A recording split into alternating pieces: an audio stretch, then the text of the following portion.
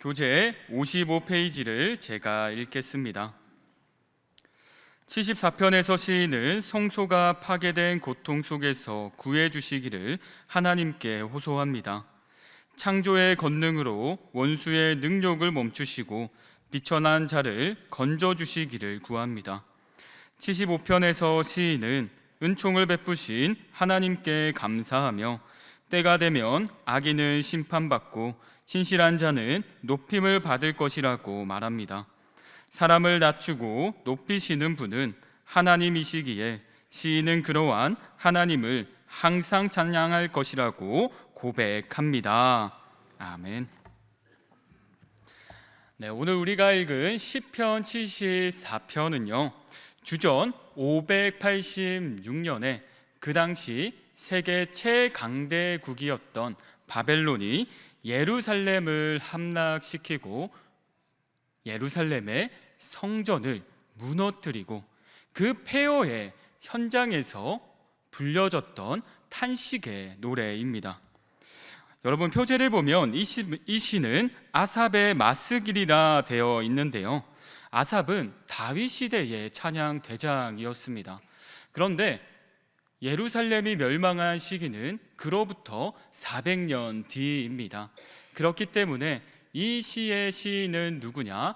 바로 그 아삽의 이름을 이어온 아삽의 자손들이 부르는 노래라는 거죠. 그리고 마스길은 교훈이라는 말이라는 것을 알고 있다면 아삽 자손들이 우리에게 주는 교훈 시편입니다. 그 아삽 자손들이 이제 예루살렘 성전이 무너져 탄식하고 있습니다. 여러분, 아삽 자손들은요 아삽 때로부터 그 성전에서 찬양을 하는 자였습니다. 그런데 이제 예루살렘 성전이 무너져서 탄식하고 있습니다. 오늘의 시인은 그날의 참상을 이렇게 증언합니다. 4절부터 7절까지 잘 나와 있는데요, 주의 대적이 거룩한 성전에 승리의 깃발을 꽂았습니다. 그리고 이방 대적들이요 도끼와 철퇴를 가지고 와서 조각품을 부수었습니다. 이것도 모자라 이방 민족들이요 성전에 찾아와 불을 질렀습니다. 여러분, 생각해 보시기 바랍니다. 성전은 다윗이 사모하는 마음으로요 건축의 재료를 준비했고요, 솔로몬의 때에 가장 좋은 백향목과 금으로 무려 7년간 화려하게 지은 성전입니다.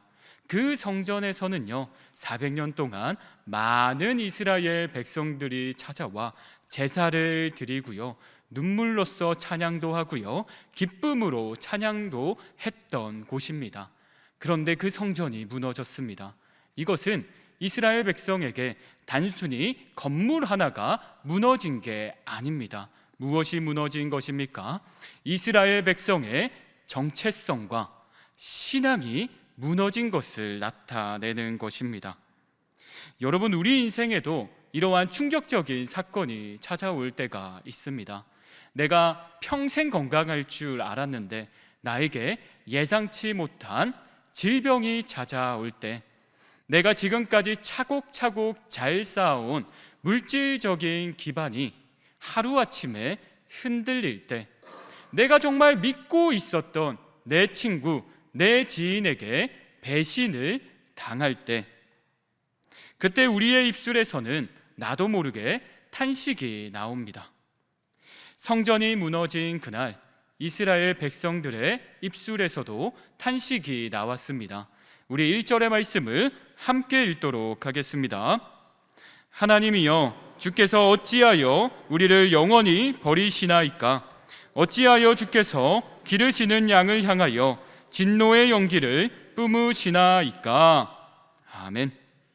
시인은 지금 목자이신 하나님께서 자기 양떼들에게 등을 돌리고 있다라고 말하고 있습니다. 원망 섞인 탄식입니다.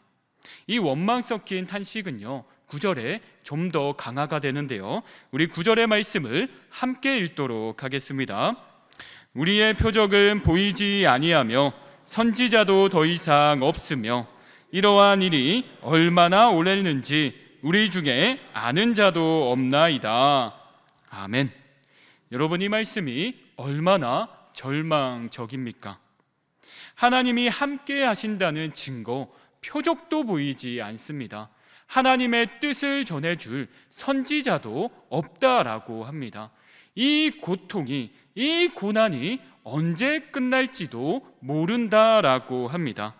그러니 시인의 입에서 하나님께 이렇게 고백하는 게 당연한 것 같습니다. 하나님, 어찌하여 우리를 버리셨나이까? 라고요. 여러분, 이 고백은 정직한 고백입니다. 그런데요, 신앙인이라면 여기서 멈추면 안 됩니다. 왜냐하면 성전 파괴는 어느 날 갑자기 찾아온 재앙이 아니었기 때문입니다.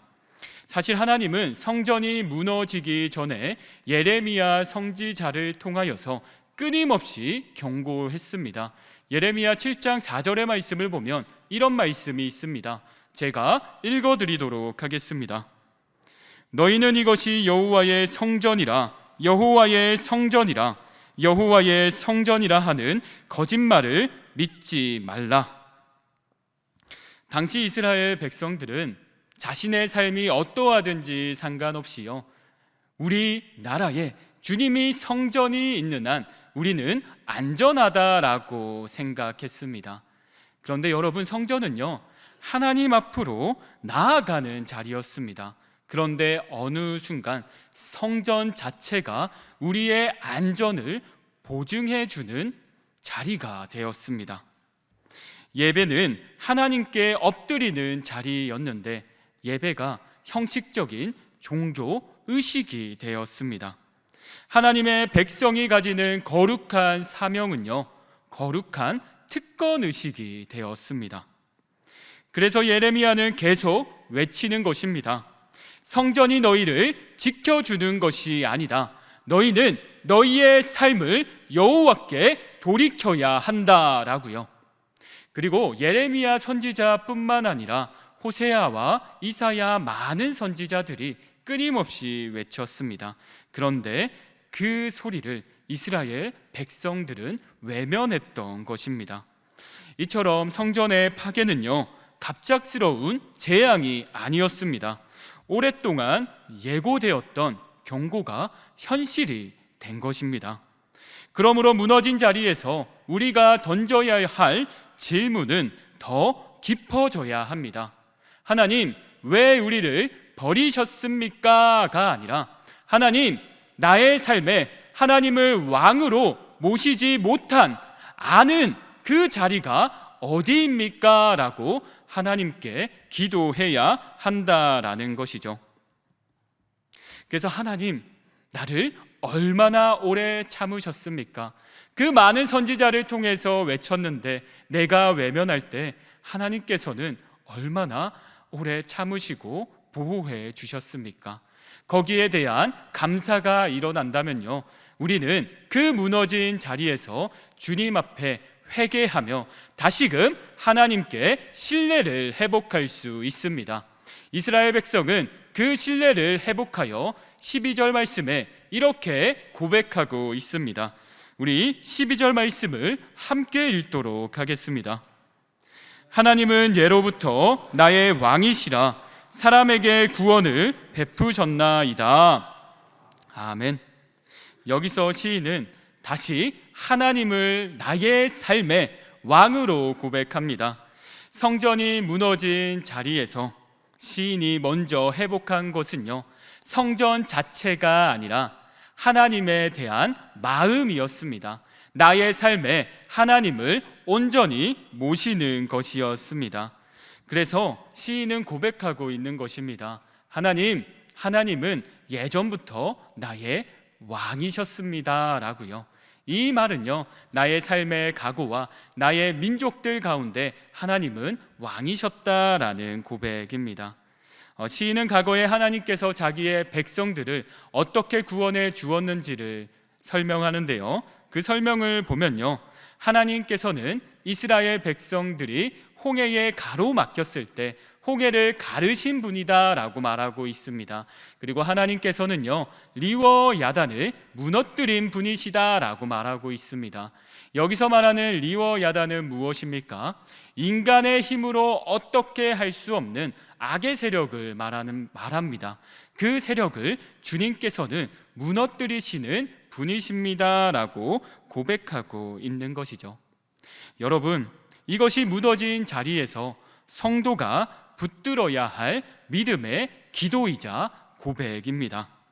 무너진 자리에서 우리는 하나님께 탄식할 수 있습니다. 그러나 탄식은 원망에 머물지 않고 하나님께 대한 신뢰로 깊어져야 할 줄로 믿습니다. 그리고 그 신뢰는 나의 삶에 하나님을 왕으로 모시는 것입니다. 사랑하는 여러분, 무너진 자리가 끝이 아닙니다. 그 자리는요, 하나님께서 우리를 본질의 자리로 부르시는 자리입니다. 내가 나의 삶의 왕이었다면 이제 나의 삶에 하나님을 왕으로 모시는 자리입니다. 이것을 깨달아 오늘 나의 삶 속에서, 나의 삶의 자리에서 하나님께서 왕이 아니신 자리가 있다면 그 자리까지 하나님께 내어드릴 수 있는 여기에 모인 모두 되기를 주님의 이름으로 축복합니다. 여기서 첫 번째 기도 제목입니다. 첫 번째 기도 제목은 무너진 자리에서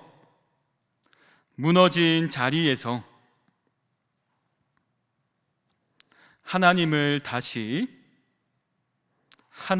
다시 내 삶의 왕으로 모시게 하소서입니다. 무너진 자리에서 하나님을 다시 내 삶의 왕으로 모시게 하소서입니다.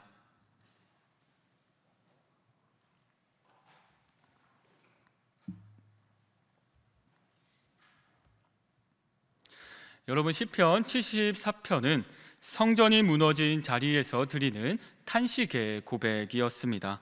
그리고 그 탄식 속에서 시인은 자신의 잘못을 깨달아 다시 하나님을 신뢰하는 모습을 보여줍니다. 나의 삶의 왕으로 하나님을 모십니다. 그렇다면 여기서 우리에게는 질문이 하나 생깁니다.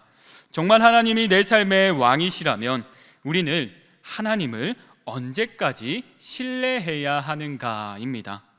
우리 그 대답을 시편 75편을 통해서 살펴보도록 하겠습니다. 우리 2절의 말씀을 함께 읽겠습니다. 주의 말씀이 내가 정한 기약이 이르면 내가 바르게 심판하리니. 아멘. 주의 말씀이 정한 기약이 이르면 내가 바르게 심판하리다 라고 말하고 있습니다. 여기서 정한 기약은요, 내가 정한 때가 아니라 하나님께서 정한 때입니다. 시편 74편에서 백성들은 물었습니다. 하나님, 왜 침묵하십니까? 왜 자기의 양떼에게 등을 돌리십니까? 라고요. 그런데 75편에서 하나님은 이렇게 말씀하고 있습니다. 내가 정한 때가 있다. 그 때가 이르면 내가 바르게 그 바벨론도 심판할 것이다 라고요. 여러분, 하나님의 침묵은 하나님의 부재가 아닙니다. 하나님의 기다리심은 하나님의 무능이 아닙니다. 하나님의 지연은요, 하나님의 실패가 아니라는 것입니다. 하나님은 자신에게 돌아온 백성을 지키고 보호하여 주십니다. 그러나 그 회복의 때는 내가 정하는 게 아니라 하나님께서 정해 주십니다. 우리는 이것까지 신뢰하면서 우리의 무너진 자리에서 하나님을 끝까지 붙잡으면서 나아가야 할 줄로 믿습니다. 그래서 3절에서 하나님은 이렇게 말씀하십니다. 땅의 기둥은 내가 세웠거니와. 아멘. 이 말은 하나님이 모든 천지 만물을 주관하고 계시다라는 것을 나타냅니다. 그래서 하나님께서는요, 자신에게 돌아온 백성에게 해야 할 것들을 자신의 주권을 근거로 해서 말씀해 주시는데요. 우리 6절과 7절의 말씀을 함께 읽도록 하겠습니다. 물은 높이는 일이 동쪽에서나 서쪽에서 말미암지 아니하며 남쪽에서도 말미암지 아니하고 오직 재판장이신 하나님이 이를 낮추시고 저를 높이시느니라. 아멘. 여러분, 사람들은 문제에 놓이게 되면요, 그 문제를 해결하기 위해서요, 자신이 동쪽으로, 서쪽으로, 남쪽으로, 북쪽으로 동분, 서주하면서 내가 이 문제를 해결해 보겠다라고 나아갑니다. 그런데 하나님께서는 그게 아니다라고 말하고 있습니다. 너의 문제를 해결해 줄 분이 네가 아니라 바로 재판장이신 나라는 것입니다. 그러니 너는 나에게 기도하고 주님의 때를 갈망하며 그것이 나의 때에 이루어지지 않는다라고 할지라도 하루하루 나의 삶의 자리를 왕으로 하나님께 올려드리는 너가 되어야 된다라고 말씀하고 있는 것이죠. 하나님의 정한 때가 되기 전까지 하나님을 끝까지 신뢰하며 주님께 순종해야 한다는 말입니다. 그리고 하나님께서는 더욱더 구체적으로 우리에게 말씀해 주시는데요, 우리 4절과 5절의 말씀을 함께 읽도록 하겠습니다. 내가 오만한 자들에게 오만하게 행하지 말라 하며 악인들에게 뿔을 들지 말라 하였노니 너희 뿔을 높이 들지 말며 교만한 목으로 말하지 말지어다. 아멘. 너희는 그 정한 때, 그 기다리는 시간에 교만의 뿔을 높이 들지 말라라고 말하고 있습니다. 너가 해결하기 위해서 나아가지 말고 그 교만의 뿔을 낮추고 끝까지 하나님께 겸손해야 한다라는 것입니다.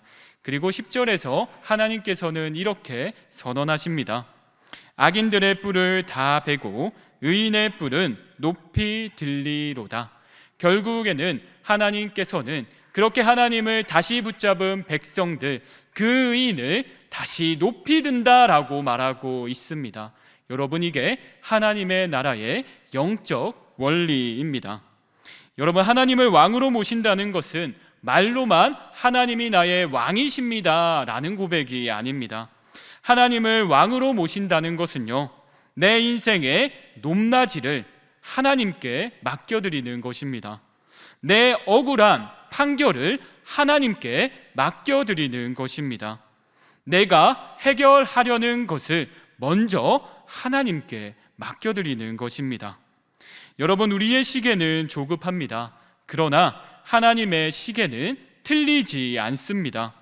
우리는 지금 당장 해결받고 싶습니다. 그러나 하나님께서 정하신 때가 있습니다. 당장의 억울함이 풀리기를 원하지만 그 하나님이 정하신 때를 신뢰하며 나에게 주어진 그 문제 속에서 원망만 하는 것이 아니라 하나님께 회개하며 나아가 주님, 내가 이 열악한 상황 속에서도 하나님을 끝까지 신뢰하겠습니다 라고 기도하는 여기에 모인 모두 되기를 주님의 이름으로 축복합니다. 여기서 두 번째 기도 제목입니다. 두 번째 기도 제목은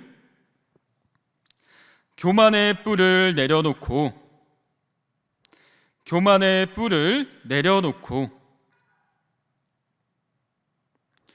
주님의 때를 신뢰하게 하소서입니다. 교만의 뿔을 내려놓고 주님의 때를 신뢰하게 하소서입니다.